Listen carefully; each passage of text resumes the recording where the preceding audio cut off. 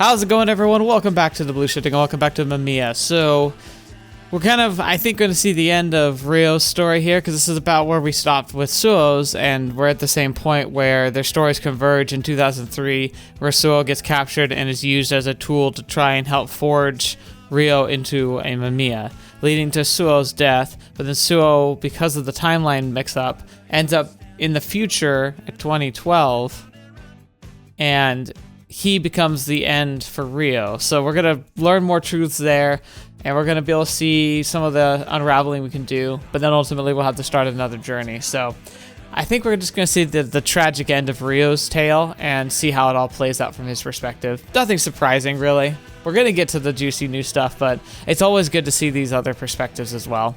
I'm really interested to see how this is all going to play out, because this whole series is disturbing, but it's disturbing in a really intriguing way. But yeah, not much else I can say. Let's just get started. Good morning, Ryou. Tataru, where are we? Listen well. From now on, you will undergo training to truly become Mamiya. What do you mean? Don't worry, it's nothing difficult. Samajima loudly released a rabbit on the floor. A rabbit? Wait, it looks sick. We gotta feed. Kill and prepare it. Huh? Should be an easy task for Mamiya, no? What are you saying? No, take me back home! Kikuchi tried to stand up and run, but Samajima's long, slender leg was in his way. You have no right to refuse. What would you do back home anyway? There's no one who will protect you. No. Mamiya! Osamu, help! Rely on me, not him. Kikuchi threw a tantrum and tried to run away, but Samajima grabbed his tiny body from behind. No, stop! Oh dear, don't be so feisty. He groaned in pain with his tight grip, then stopped struggling as he lost the strength to do so. While still in pain, his eyes met with the twitching rabbit's. You cannot escape anyway. With the blood vessels of the transparent ears, he saw a shared destiny. You are weak and unfit for society. You will never be able to reach an understanding with others through words. The only type of communication you can manage is the simple one. It's a very primal method indeed. Oh, you mustn't look away. Look closely and remember this fact. Words are utterly powerless against violence. I brought you food. Eat. You will die if you don't. On the floor, he placed a roast beef-like meat covered in reddish-brown sauce. I'll leave it here. Samajima left the room and some time passed. Ryou could only fight his hunger for a few hours after that. He couldn't look away from the meat. He took it in his hands and began eating the appetizing food. Hunger was the greatest spice, and the joy he gained from this meal was one rarely experienced. Oh, you ate it. Was it good? You seem to enjoy it yourself. Say, Ryou, whose meat do you think that was? So see you until the next meal. The question resounded in his head. For all you know, the rabbits may want you to eat them. He puked a little in the edge of the room. Lidlessness filled every inch of the space. Showing resistance was an option, but when people realized it was futile, they simply gave up. It was far easier to slightly accept the state of things. The resistance was tiring. It was better to just stay in this room. I mustn't run. They just broke him. They break him so hard. I can't run. Kikuchi, Ryou, what are you saying? Of course you can run. Gah, I really want to tear out this page and delete these words. Watching something so terrible unfold while being unable to do a thing is beyond irritating. If only someone could save you. Even so, Suou Kato refused to give up and continued to crawl with his bound limbs. I need to get away from here as soon as possible. What? Is someone there? What? Who's there? The voice seemed to belong to a scared child. Though surprised, Kato tried to remain calm. Are you locked in here too? Run away with me. Yeah, run away with him. I won't run. Why? Why, Kikuchi Ryou? I gotta become Mamiya. What did people in this place think Mamiya was? What's your name? Ryou? For a moment there was a strange sound akin to scratching ice. Ryou. I'm Suou Kaito, just remember it.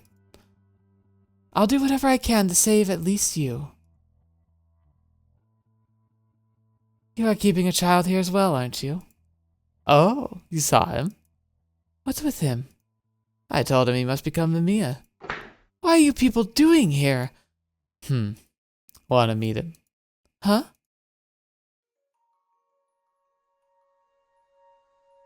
There we go.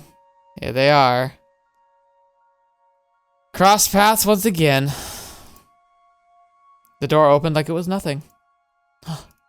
The time it flowed between them was oddly dense. They stopped breathing, and it felt like as if each blink carried a dew of several light years. It all felt so precious and difficult to part with. They almost waited for this to last forever. Kaito? The youthful voice brought him back to his senses. Listen, Ryou, this is a friend who's gonna live with you from now on. The voice behind Kato's made the child in front of him turn stiff as a statue. Mr. Arisugawa, what are you? Well, what was the smell of iron coming off the door? What would they make this child do here in this blood-soaked room? Oh, you've already met. A clear voice could be heard within the darkness, one that seemed almost to crawl on the ground. Shima? The familiar face briefly filled him with relief, but then Kaito became alert. Why are you here? Kaito. Why is an officer involved in something like this? His body trembled with boiling anger. You think this is okay? Chagrin welled up within him made Kaito cry, but he did his best to hold back the tears. They seemed to hit Hamajima hard. Of course not. Then why are you... I don't believe this is an emotion you can understand. But I've always been scared of deviating from social norms.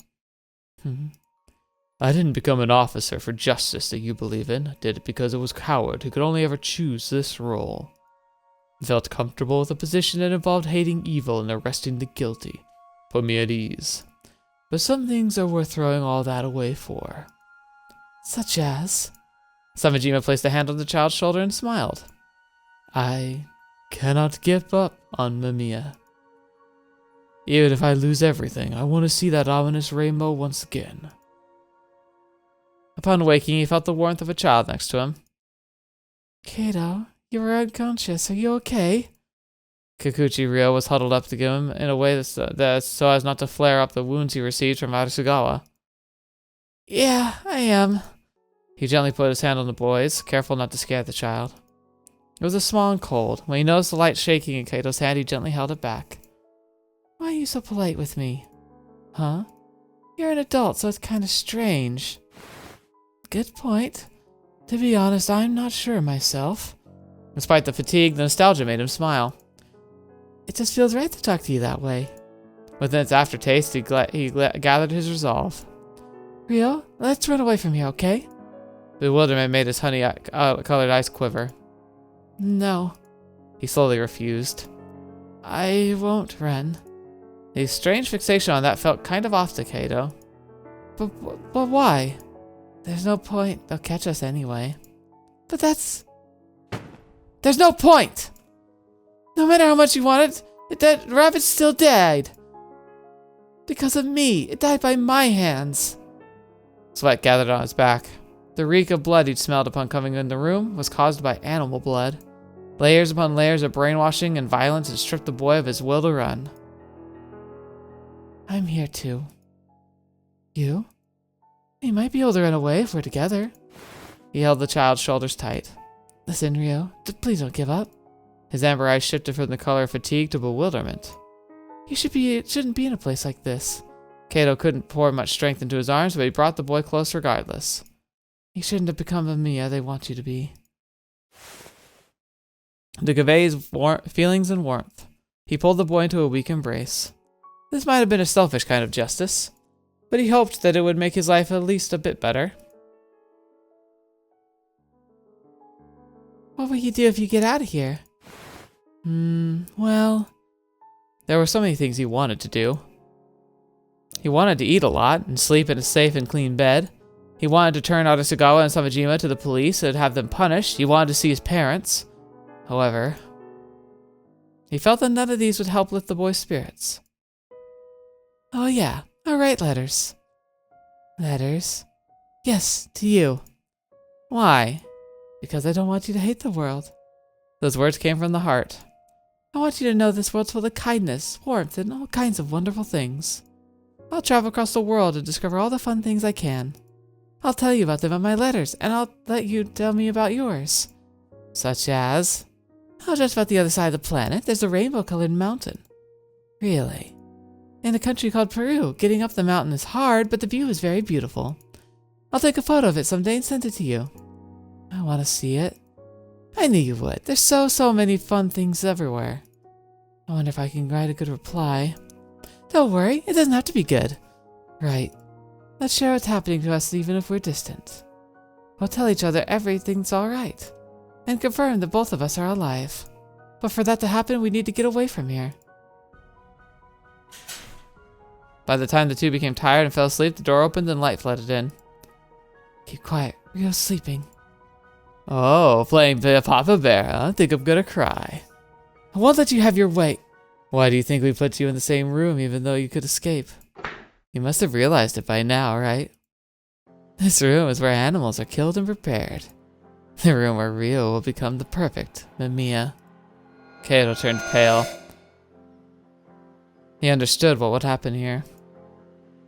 He wished he hadn't, but now he understood what Kikuchi Ryou would do to him. You. His body trembled with fear and anger as his teeth continued to chatter. Have you ever thought about the mental strain you'd put on him? Arasugawa made a bitter scowl and stopped Kato from speaking. For a soon-to-be corpse, you sure are loud. Kato? Ryou? You should be honored, Suou, Kato. With your death, Kikuchi Ryou's Mamiya will be complete. His ears were buzzing. He heard the ragged breathing of a child. Now do as I taught you. His breathing echoed through the darkness with warm. No touch was needed to know that. A sin from some other time was touching his immobilized body. The smell of the salty sea, salt water so cold it hurt. How sad. This must be painful. You want to run away as soon as you can. But no matter how much it hurts, you mustn't run away. If you swing it, though, it'll make you feel a bit better. The invisible darkness changed its shape. His tiny body used its muscles, and Kikuchi Ryou stabbed Suou Kaito in the stomach. The searing pain made him scream so loud it threatened to tear his vocal cords. The feeling of the stab was conveyed by the intrusive feeling of the blade in the flesh. It was hot, far too hot. The pain was so acute that Kaito felt like he'd be twisted in half.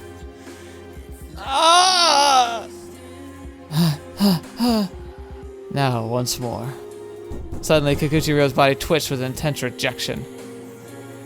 Oh, no, I don't wanna! Stop! I don't wanna kill him, he'll die! But what if you still won't be able to run away? Then He was about to point the survival knife at himself, but then the adult arm took it from him. Let's stop there. Okay, Samajima? Very well. He seemed to not fully be there, but he agreed never regardless. He's bleeding bad, he'll die eventually anyway. Then let's come back at dawn. Are you sure, Ed? Did you say you loved seeing the exact moment when people died? I did. I said some awful things back then. And throwing a glance at Suou Kaito within writhing in agony, Samajima closed the door. Kaito, I'm so sorry. Please don't die. Ryou, listen. The boy took his hand and nodded as firmly as he could. Let's run away together. Let's do it, Ryou. We can't. Nothing good will come of it. Samajima, he purposely forgot Samajima. He purposely forgot to lock the door. I think this might be our final chance. It's a test. He's always had a weakness for me. But you're bleeding so much. Ryou? Kato touched the boy's cheek with a hand covered in blood from his stomach. Let's run. Please don't die. I won't, thanks. Kato wanted nothing more than to let the boy escape. The day was very cold and had record-breaking snowfall. The two went out in light clothing, and the intense fragments of frost covered them until they were cloaked in white. It was more than enough to slow down a wounded youth and small child. You mustn't run away. You mustn't run away. Within the world of white and silver, he felt as though someone was reaching from behind to grab his shoulder. He couldn't run away. He couldn't run away, and yet... It's snowing hard. Are you cold? I'm fine. Okay, glad to hear that. Kato's blood kept spilling out, and every step made his consciousness fade. Don't worry, we'll run away and survive, I'm sure of it. Even so, he kept up a smile, reassured the boy, and continued in the direction that he had expected to find people. I will protect you, no matter what. He tightly embraced the boy as his teeth were chattering. Let's keep going. Their silhouettes were followed by a crimson trail made by the wound. They crept into a grove to stay warm. However, the sheer volume of his blood loss made him collapse on the spot. Kato! We gotta keep going. We gotta keep going. We need to get you to a hospital. Kato, come on! I won't die. He extended his hands and embraced the boy. He wanted to protect him from the evil blizzard.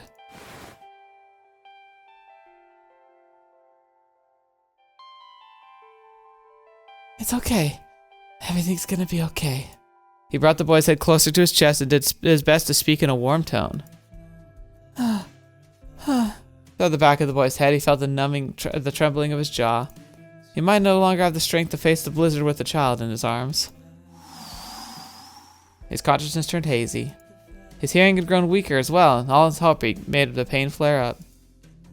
Every breath seemed to shatter more and more of his hopes. I'm gonna die, he thought. There seemed to be no end to the snow. In fact, his back root gradually turned wet from the layers of snow piling on it. He felt as though the cold water was gathering at his feet, gradually reaching his throat. The countdown to his death wasn't stopping. I'm gonna die. I'm cold. The voice from his arms made him open his eyes wide. Who could protect them, he wondered. The feeling he'd once felt towards those who were weaker than him. He brought back the warmth deep within his heart. When we get home. His husky voice was anything but reassuring, and he was the best he could do. I'll write letters. Lots and lots of letters.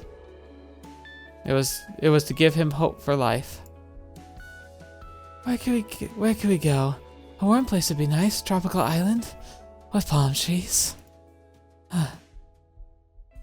It was so that his future would continue. There are many fun things for us to do. There's so much the world wants to tell. Both you and me. Kato, you. I'll write letters. So you won't be lonely even when you go back home.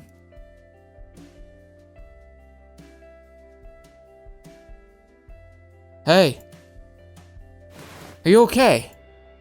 The ambulance is close. Put us on. Hang on there. Kato. Over here! There's an adult and child! Kato.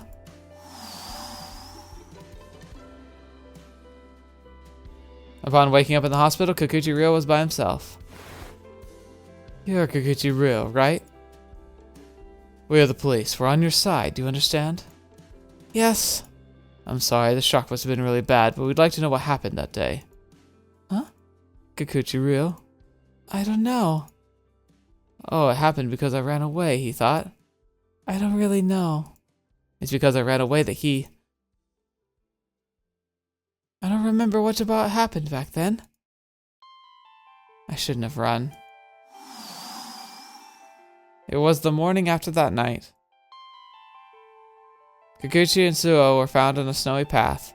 Two youths lit by the morning sun. The cold from the children with futures. Suou Kato was embracing Kikuchi Ryou, protecting him from the snow. I guess this is how the works of Rubens look outside the painting.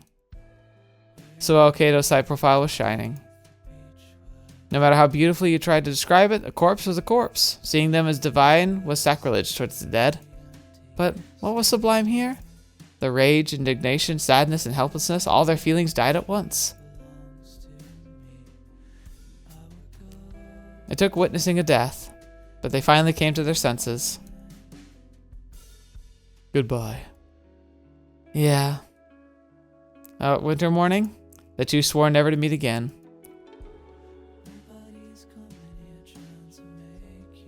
And yet in the Fuse timeline, we forced them to meet again.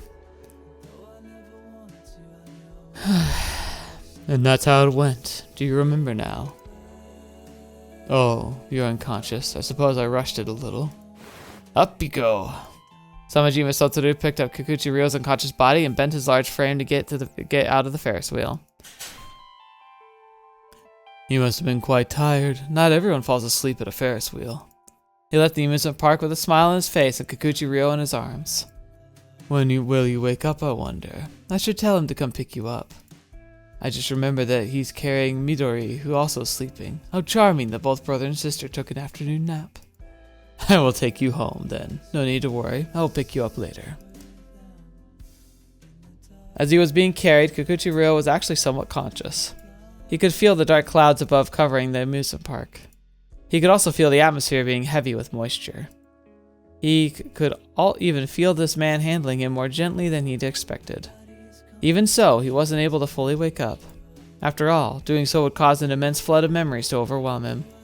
The floodgates of the dam he'd been subconsciously maintaining were opened by Samajima Sotoro. Placed between memories like compressed earth and lead, he found himself barely able to breathe. Dang. The year of his death, 2003.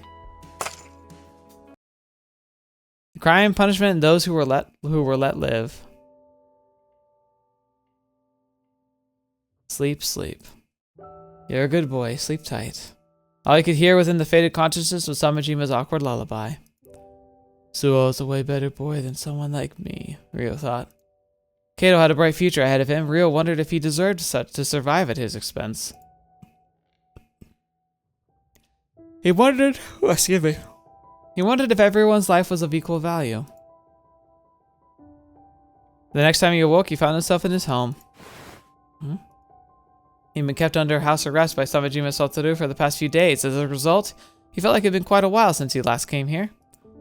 The TV was destroyed and the tableware scattered all over the place. A damp scent was still permeating the air. It was definitely his home, a dreary place indeed. Midori? The dusty box is the one place he belonged in. I want to see her. The oath he'd sworn long ago escaped his dry throat. Ryou, you're a big brother. I am? With his mother's arms, he saw a monkey-like face of a newborn girl. Cute. It was the birth of his salvation. When he gently touched her soft hair, she took his finger in her tiny hand. Aww. He wanted to protect her. He wanted to do anything for her. He didn't wish for anything but her happiness. Midori, where are you? The roar that echoed through the empty house was almost beastly. Midori, without you I'm... Kikuchi Midori's at my place. Hearing that voice made his raise his face and scowl. Oh, Samu. Ryou, I came here for you. Midori's there. You'll get food too. So let's go back to your new home. Arasugawa Osamu extended his hand, but Ryou pushed it away. No, you're the one who... I'll be the adult and protect you. But so, he...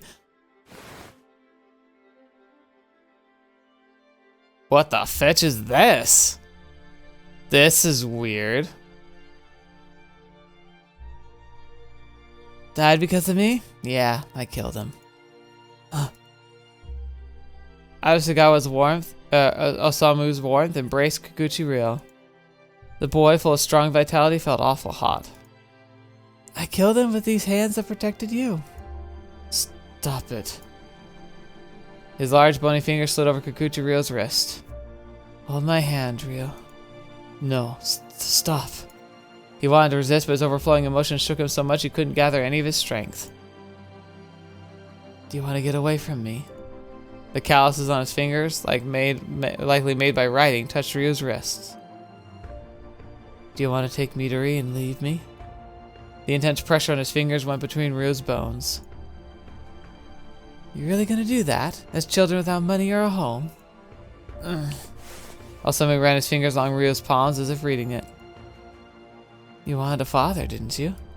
But you killed Suou. Arisugawa Osamu placed Kikuchi Ryu's hand in his own. It looked as though he was rubbing invisible blood on his palm. Forgive my sin, Ryu. Ryu's back was cold from sweat. Don't forget that you yourself are only alive because of Suou's sacrifice. The cartilage in Ryu's ear was shaking from Osamu's voice. It was enough to drive him insane. Stop, please. His rough adult voice then reached his chilled stomach. Let's be a family, Ryu. His hands were close to Osamu's. The sweat bound them together, making it impossible to get away. With a gentle warmth, he whispered those decisive words into his ear. We're partners in crime. Hey, Osamu. It's Uncle. Osamu! Yeah, what is it? The camera isn't showing anything. Let me see. You forgot to remove the cover. Huh? Ah, it's not dark anymore. You having fun with that? Yeah, I want to take more shots. No, that's so. Let's go to the park then. You're coming too, right, Ryo? Yeah. Their life at a new home was safer than the one they had before. Nobody got mad if Ryo wasn't walking silently, and he could stay calm without keeping the door slightly open. They had a place where the three of them could sit around the same table and enjoy the same food. Ah, I got an answer. Wait, hold it. I don't say it. I'm still thinking. You don't know? Matches are... I told you not to say it! Kikuchi Midori was very attached to Arisugawa Osamu. He'd given her a camera, and she was very into photography, taught to her by Osamu herself. Next, you want to make it a bit brighter. You gotta adjust the exposure. Here, hold this button and turn the lens. It had been a long time since Ryu had seen Midori having this much fun. For someone so rough, Arisugawa Osamu was very good at dealing with children. He understood Midori and managed to bring out the best in her. It's bright now. See, that should help you take better photos. All Osamu would do was show her the door. That was how it had been with Ryu as well. He trusted children as individuals and let them freely walk through it. Watching them and seeing himself in their interactions, Ryu squinted his eyes. Looking back, the reason he got into books and looked for the ways to put his feelings into words was so that he could better identify his surface urges, thus making them at least slightly weaker. No matter what awful things he may have done, Arisugawa Osamu had always been an ally to children. Osamu?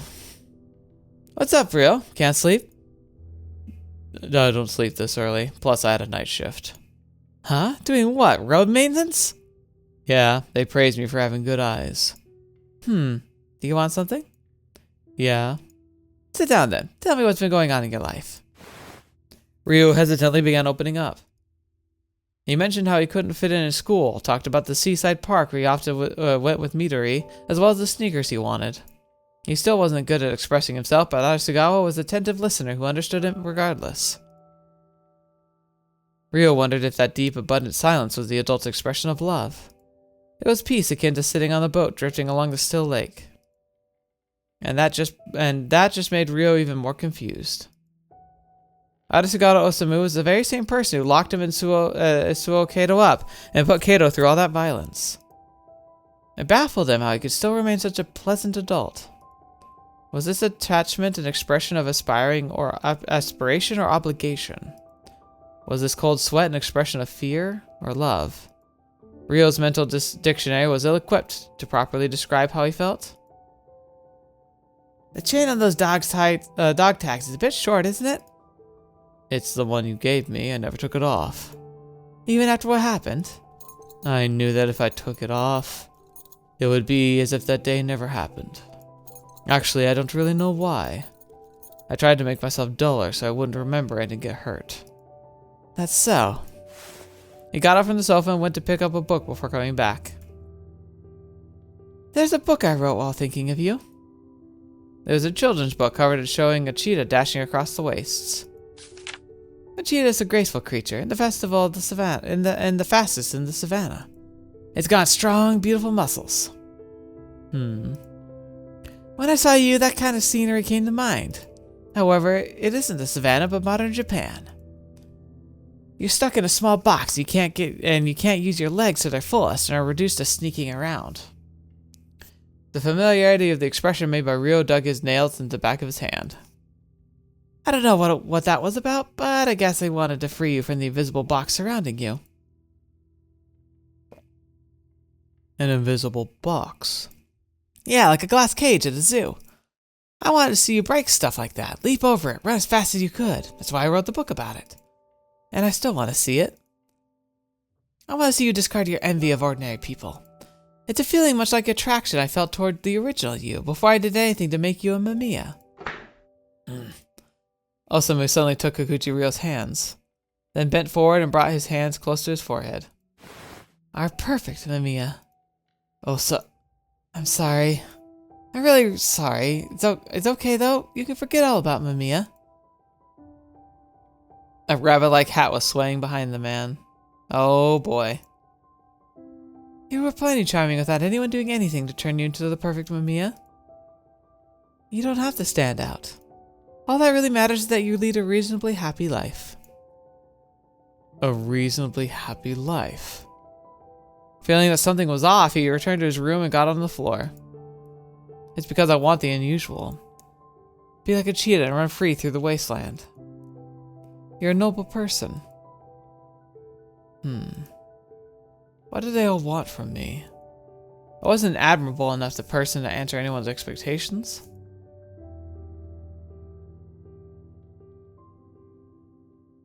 Kikuchi Ryo, you're the focus of so many people's expectations. If there were anything I could suggest you do before their weight breaks you, it's... Ooh, interesting. I'm not sure what this would be. He doesn't feel like he has friends, even though he does, but I'd say reading the letter. You must still have the letter you got from Suou at the amusement park. I want him to not be crushed by his life without Ishigawa Osamu and remember Suou. That should cheer him up. And you want me to suggest that? I'm sure you don't like seeing him so down either, so please help me with this. Well, I don't mind. I just gotta make him read the letter, right? Mamiya agreed more readily than I expected and approached Kikuchi Ryo. Hey, Ryo? You seem pretty down. Wait, huh? Mamiya. So I didn't even have to suggest it. You're reading the letter yourself. I'm not. I can't. Why? I'm scared. Huh? If I take the letter, I have to respond, right? I'm cold. It's okay. I don't think I can give him the correct response. Oh no. Why did I survive? If I had died instead of him, this wouldn't have happened. I'll stop you right there. Even though Mamiya stopped him from continuing that thought, Kikuchi Ryo merely smiled in self-derision. It's like a tag placed at the very end of my brain. I know I gotta do it, but I postponed it and instead just took it every day, which makes my heart ache even more. I mean, there's no way I can reply to him. I have no words to give him. Maybe Osamu could do it. He's an author. Me, on the other hand, I lack the education to come up with elaborate expressions.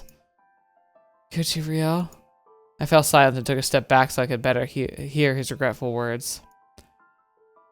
I hate letters. I'll write letters. Lots and lots of letters. Where could we go? A warm place would be nice. A tropical island with palm trees. There are many fun things waiting for us. There must be the world he wants to tell. To both you and me. No. No! I'll write letters. Lots of them. Screw letters! Ugh. So you won't be lonely even if you go back home. I hate letters! This had the opposite effect. What you doing at the convenience store?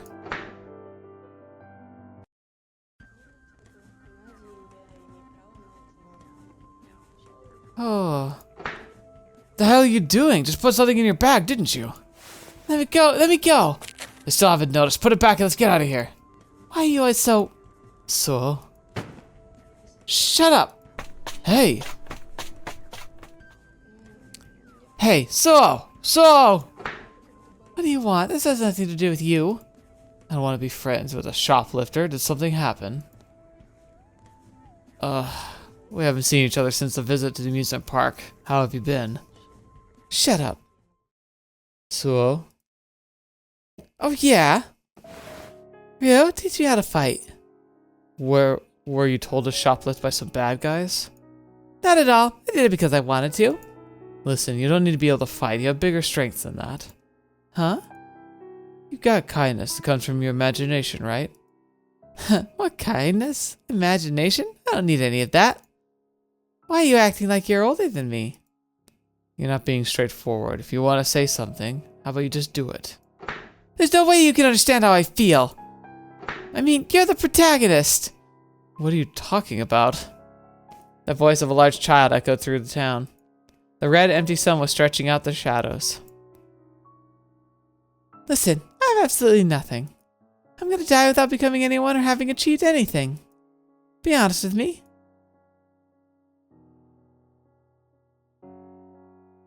Aww. This picture. You think I'm childish and embarrassing, don't you? Huh? You think I'm plain and not special in any way, and that I'm running away from reality and clinging to a fantasy. Or of course I don't think that.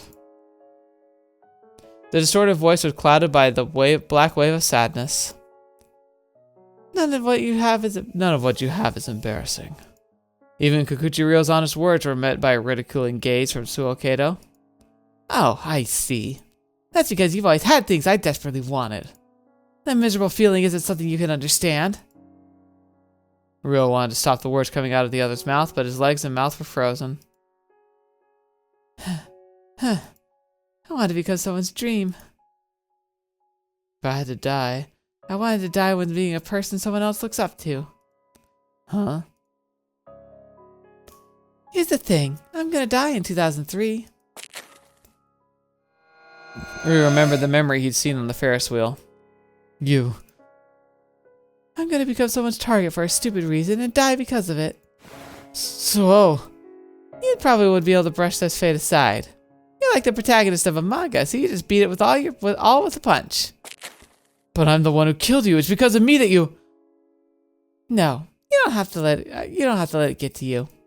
I have to live in reality, don't I? Just like you. And we don't have to put our feet in the world for the sake of protecting someone weak. We'll have no future. Kikuchi Ryo looked up at Suou and saw him crying in the evening sun. Why can't we both be important? Can't my two hands reach for both things? I don't care if it tears me apart. So please forgive me for being so embarrassing and pathetic. Oh man. It felt as though this large, beautiful beast would vanish somewhere. I'm sorry for bothering you with these strange things, even in the end. Ryou felt like he was the only one who could stop him. Thanks for giving me the usual, Ryou. Have a good life. Suou. But alas, he extended his arm and failed to reach his destination. It's so frustrating. Surrounded by darkness and pounding rain, a single silhouette was running. He could stop Suou as he vanished into the past. Suou! Where are you? Suou! He wanted to wipe away the worry that would never meet again. Just like he repeatedly wiped the water trickling down his jaw. I can't meet him. Is it because it's 2012 now? Is it because I killed him? No, Kikuchi Ryo. It's because I ran away of Winter Day in 2003. It's not your fault. He looked wherever his eyes could see. Please don't disappear. Yet the one he wanted to meet was nowhere to be found. I still haven't given you a reply.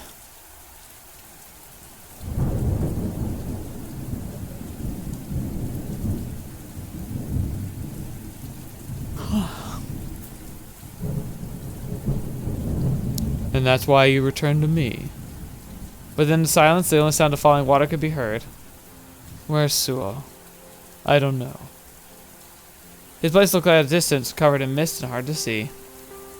Why are you here as your past self? Samajima wasn't even meeting his gaze. Suou's not here. Blood escaped the bite in his lip. He smiled, tasting the iron, and let the pain escape through his mouth. What will you do then? The intense rain drowned out all other sounds. Will you meet your end here too? Drenched in black, the man was standing there like a natural phenomenon. I'll ask again, where is Suou? He wouldn't kiss up to him, nor would he back down. He met his end in 2003, the year you were supposed to die. There's no more room for fantasy. A metallic sound rang out. Samajima had thrown a knife on the asphalt. Take it. The metallic silver was sharp and reflecting the city lights. Why not end this? The traffic light turned blue and gave a dangerous tint to the side profiles. You must have grown tired of extending this. The flickering seemed to speed up their thoughts. Tired of looking for Kato, becoming Mamiya and holding this bond to me. So let's fight to the death, shall we? You and I. A red-colored paint grew out of the ground from his side. There's no way I can do that. The only wish I couldn't realize what with Mamiya, he never fought back, you see. I won't commit murder. No cars were passing by, no stopping when the light was red. I have no intention of playing along with your sick hobbies.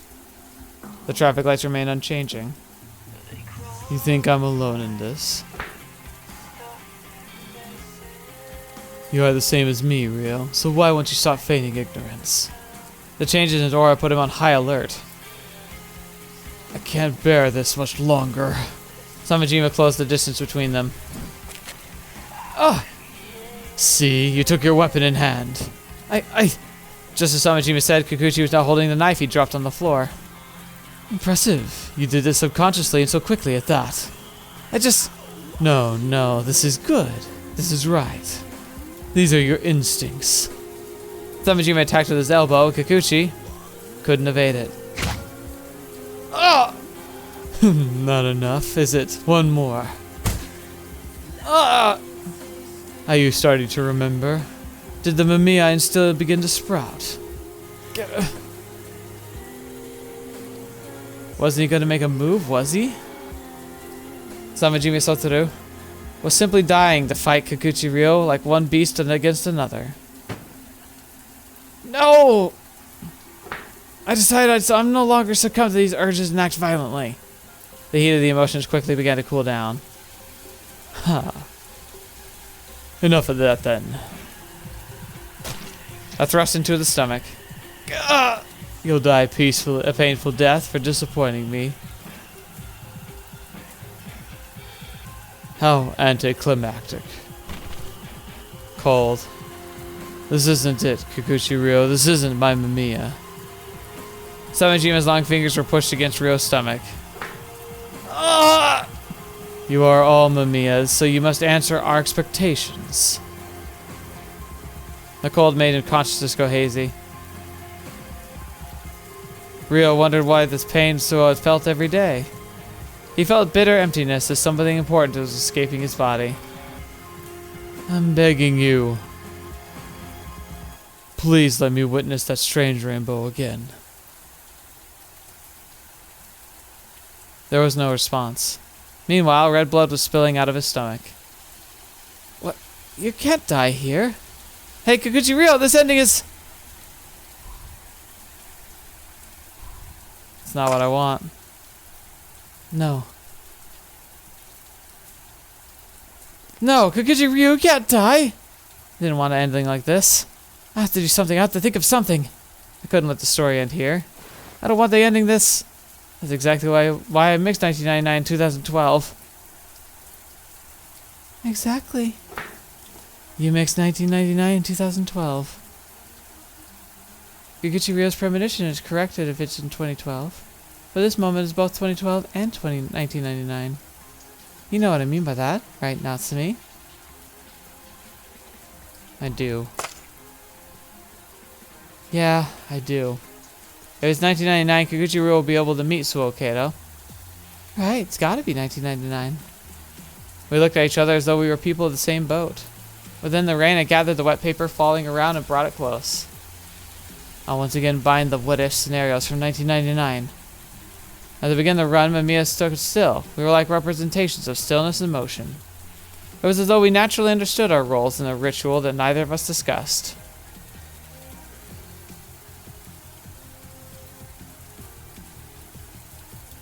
Mamiya's Yumihisa's voice echoed in the rain. I'm still holding the remnants of a devastated century. That's not it. I lost many things in the sea and acquired a certain bitterness. The words he was reciting were familiar. They were the contents of a letter Suou Kato once wrote. That's not it either. No. I'm still waiting for your return, unable to consign the remnants of darkness. When the night comes, Mom gives me something warm and Dad pats me on the back. Perhaps I should have done the same for you. Why do I find you so enviable? This is it. Suou Kato's story stopped before deciding to intervene. It was a story that stood out even among all those centered on the friends who came to my funeral.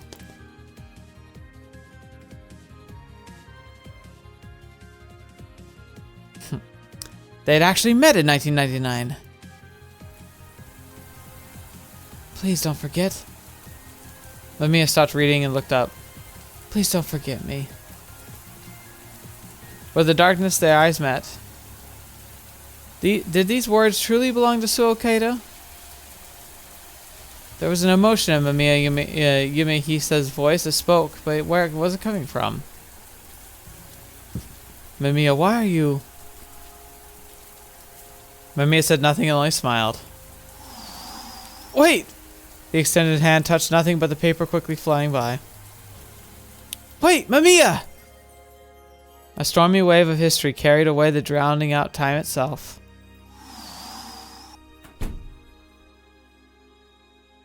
I'm back. Ah, man, it's cold. Gotta turn on the heating. The TV's talking about the end of the world again. Makes sense. I mean, it's December 1999. The world would end soon. Didn't know how much truth there was to it, but people on TV and the news made it out to be a big deal.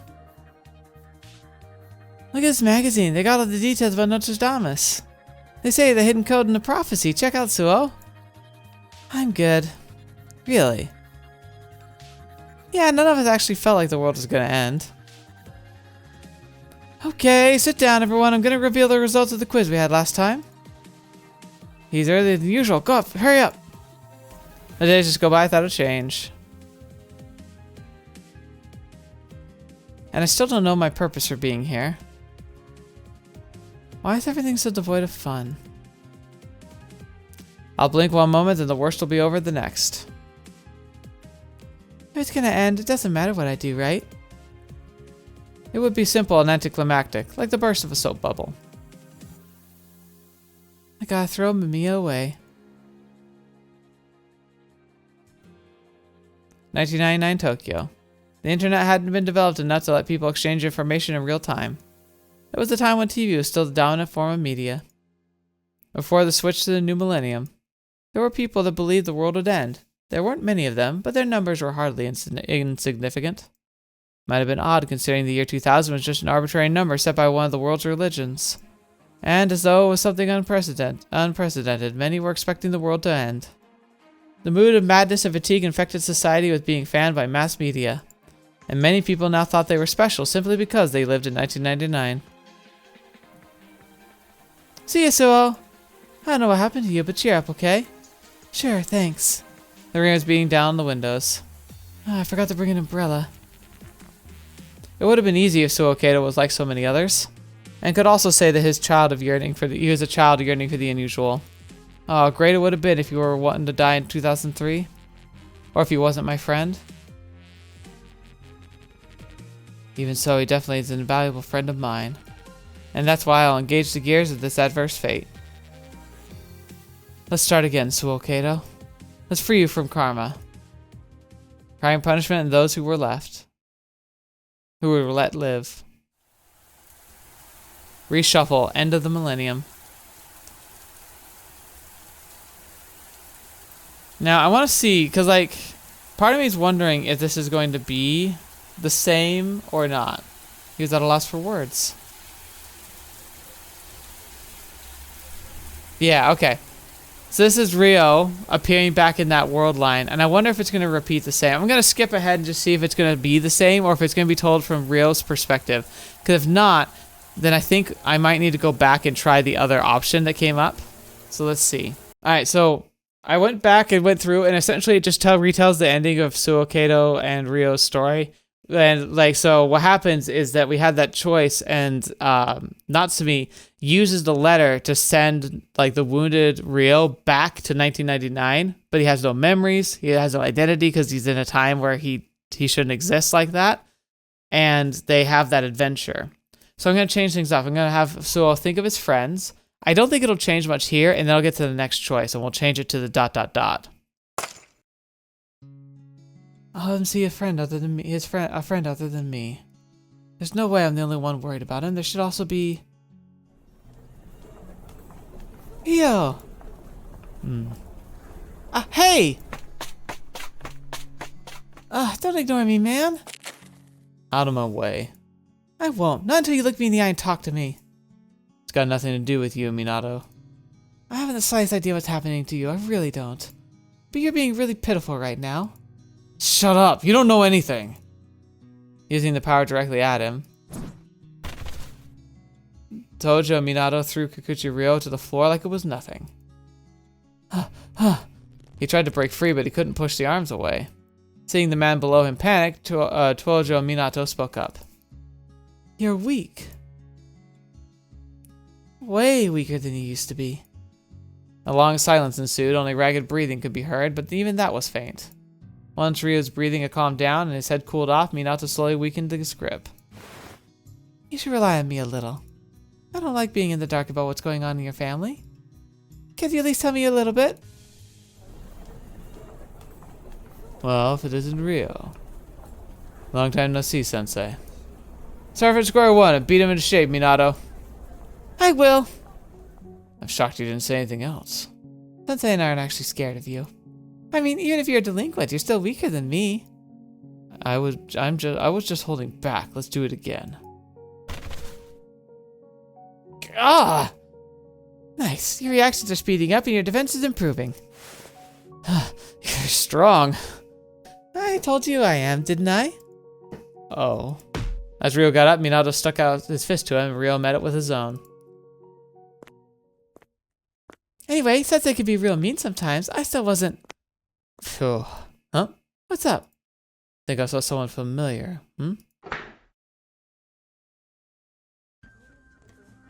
Oh boy. Who's that? Someone from a different school? Something's not right about him. Hey, Ryou! Oh, then it picks up here. Okay, so that's the difference. So now we'll go to the next choice. Alright, so now we're here. ... I don't have the strength to conquer this fear. Please let him rest already. Why do you fight? Kikuchi Ryou tried to resist the stab wound to his stomach, but the strength was fading regardless. Because... I felt like there was something special for me there. His fingers cut through the emptiness, grasping nothing. The fact there was nothing in his eyes made Samejima relieved. Then he embraced Kikuchi Ryou's shoulder. Stop. It's rainy, you'll be cold. Samejima's hands were large and warm. Ryou found them both odd and creepy. Let's go back. Go back where? Ryou wanted to ask, but he couldn't form the words. They're gonna go back to the facility? Samajima's house was large and had a wealth of high-quality furniture. It was a far cry from the place where Kikuchi Ryou had lived for so long. Feel free to take your shoes off or keep them on. It's up to you. Saying that, Samajima removed his leather shoes. You don't like dirty feet, do you? Why are you even giving me the option? The question was met with a smile. It will get dirty and I'll have to clean it regardless. Right as he said that, the man punched Kikuchi Ryou in the head. Gah! Would Ryou have been able to quickly run away without his shoes on? No, more certainly not. The man had no intention of letting his prey escape. You lost me. His long, slender legs straddled the other's collapsed body. His gloved hands were grasping a rope. However, this isn't the limit of your potential, is it? Samajima Satoru was ecstatic. The comeback of the honeymoon he'd experienced a few years ago was making his eyes water. He slowly waited for the answer he wanted. What do you say, Ryou? I won't run, not even from you. Really? The rope made a sound as it ground against his dark skin. It ate into his jaw and exposed his throat. The rope was getting wet from his sweat. Would his suffering become even worse if he was tied if it was tied around his neck? Like hell I'd run.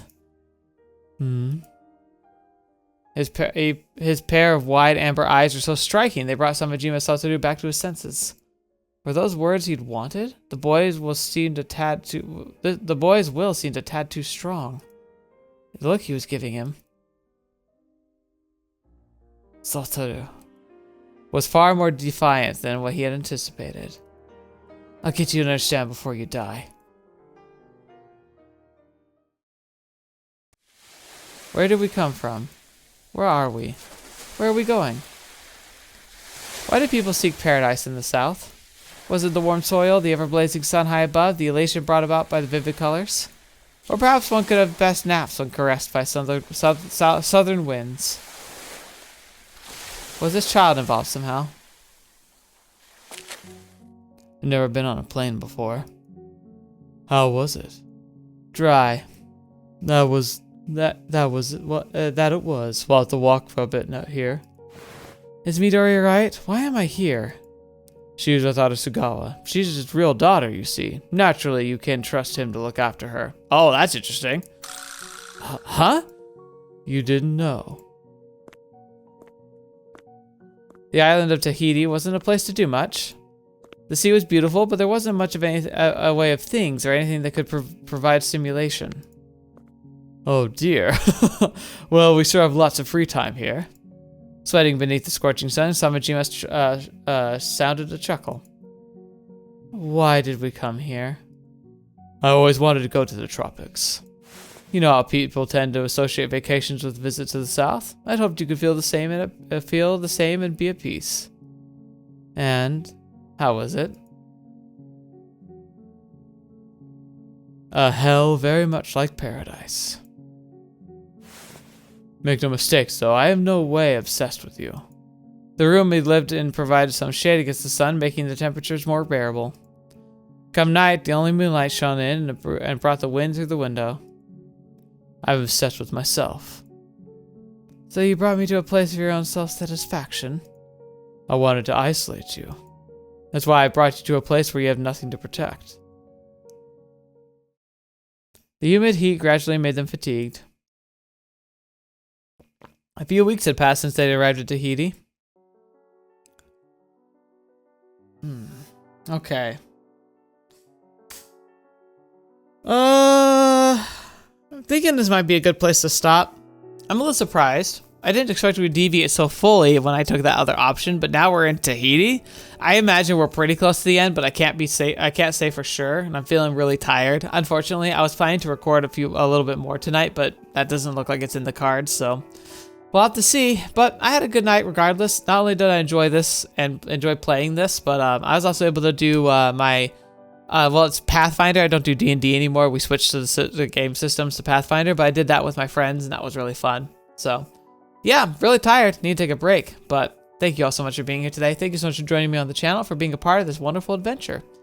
It's always a blast to be able to do this, and I'm really grateful that you're willing to watch these series with me and kind of be a part of the journey. But yeah, I say that all the time. I just mean it every time. Thank you so much. And thank you to the patrons and members who make it possible for me to play games. These Wednesday games are going to be like the smaller series that are going to be stuff me grabbing to like either finish a series that we started and was partially finished, or play a game maybe that was like gifted by somebody who's a new developer who, you know, I want to be able to share their content. But yeah, it is what it is. I appreciate you being here. Hopefully you continue to support me and the channel and continue to look forward to many other videos in the coming months and hopefully years. You know, we never know what life will throw at us, but I'm very excited. But, thank you so much. And until next video watching, maybe see me in next. I'll see you there.